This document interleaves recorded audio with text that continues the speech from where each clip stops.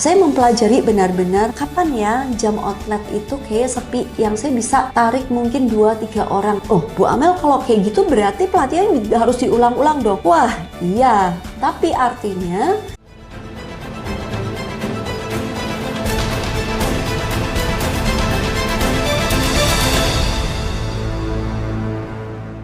kita sebagai HR itulah satu dedikasi kita. Loh, saya mending nggak apa-apa kok saya lakuin 2 kali batch atau 3 kali batch topik yang sama daripada saya ngeganggu jam kerjanya orang lain gitu ya. Dan artinya saya lakukan banyak banget komunikasi, temporary support biar pekerjaan tim itu bisa jalan.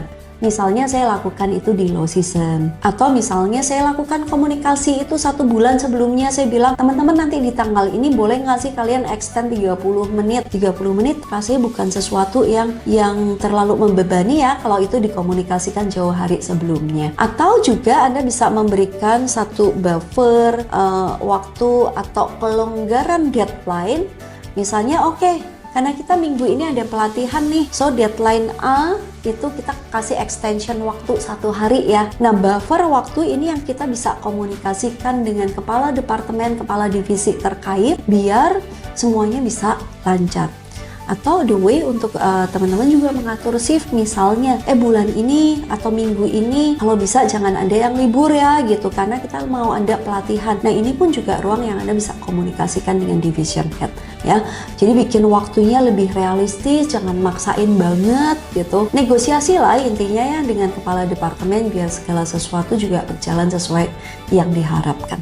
Tenang aja teman-teman, kalau Anda mau tanya lebih detail, karena saya tahu ini Bu Amel kasih tahu dong gimana caranya, karena di outlet saya, di company saya juga 7 hari nih nggak ada tutupnya. Anyway, kita bisa diskusi lebih lanjut ya Bapak Ibu, kalau memang ini karakter bisnis Anda feel free untuk kontak teman-teman di Sinergia, kita bisa diskusi lebih detail lagi. Nanti saya kasih contoh-contoh dan tips yang lebih detail ya.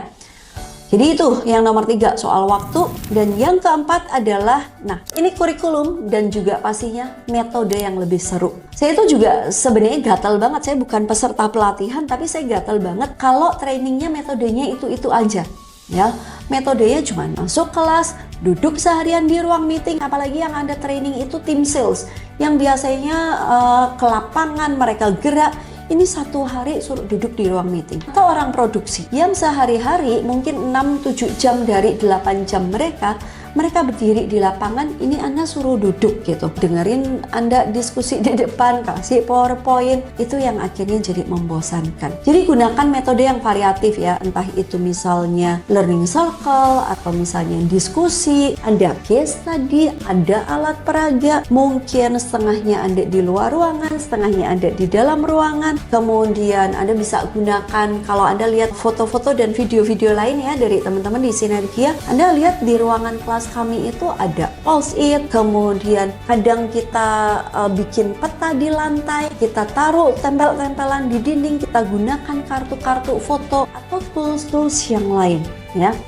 Jadi perkaya metode. Sedikit tips untuk Anda, sebenarnya metode itu apa kalau dalam belajar? Libatkan panca indera. Karena kalau cuma duduk di dalam ruangan dengerin trainer yang ngomong, kita cuma gunakan 1 indera loh.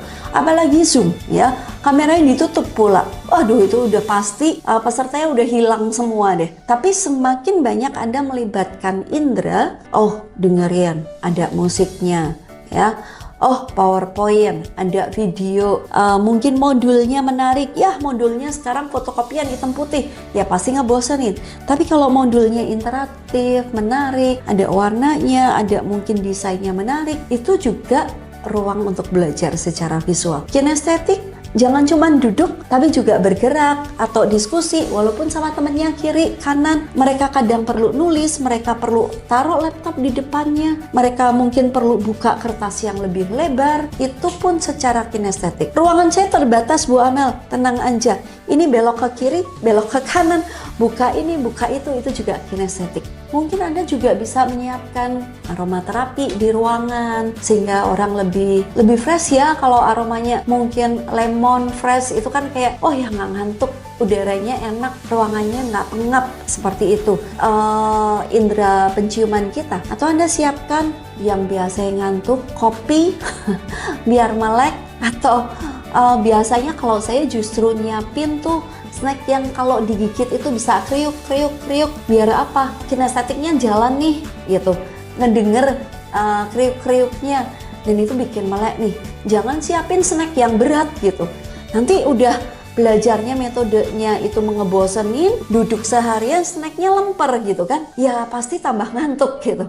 Siapin something yang emang bisa membuat orang lebih dinamis, lebih interaktif, sehingga mereka nggak bosen ya. Kalau metodenya seru, pasti orang juga kangen ya. Bukannya orang nggak mau belajar, tapi masalahnya seru apa enggak. So semoga itu ya Bapak Ibu, cukup panjang nih, tapi saya ulang lagi dikit. Libatkan karyawan sejak awal ya, tautkan pelatihan atau materiin dengan sebuah tujuan yang itu masuk akal, atur waktunya jadi lebih realistis, dan jangan lupa pelajari, rancang metodenya biar seru. Semoga ini membantu Anda, dan barangkali di tahap awal ya Bapak Ibu business owner dan juga HR leaders, pelatihan di organisasi ini masih kelihatan kayak agenda tahunan yang membosankan, jadi rutinitas. Tapi tenang aja, wajar, itu bagian dari sebuah proses, dan disinilah tantangannya kita, bagaimana kita membangun trust, membangun antusiasme, menunjukkan dampak dari pelatihan, nggak cuma jangka pendek tapi juga jangka panjang, dan juga perlahan membuat perubahan-perubahan kecil, nggak perlu sophisticated, tapi perubahan-perubahan kecil yang ada dampak nggak cuma untuk perusahaan tapi juga pada pribadi karyawan yang bersangkutan